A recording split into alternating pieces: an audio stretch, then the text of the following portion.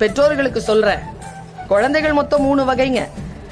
1, நல்லா படிக்கும், நிறைய மார்க் வாங்கும், புத்திசாலி, அடி வாங்காது, சூப்பரா இருக்கும்.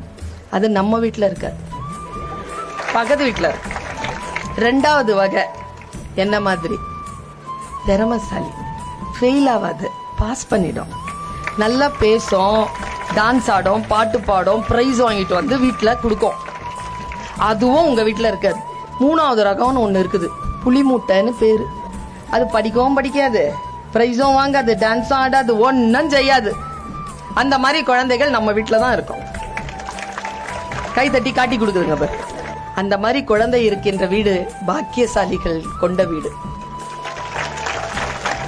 சத்தியமா சொல்றேன், அந்த குழந்தைகளை மட்டும் கவனமா வளர்த்துட்டீங்கன்னு வச்சுக்கோங்க, இந்த திறமைசாலிகளையும் இந்த அறிவாளிகளையும் நிர்வகிக்க போகின்ற நிர்வாகிகளாக அவர்கள் தான் வருவார்கள். இவங்கெல்லாம் சம்பளம் வாங்குவாங்க, அவங்க சம்பளம் கொடுப்பாங்க. Download ShareChat.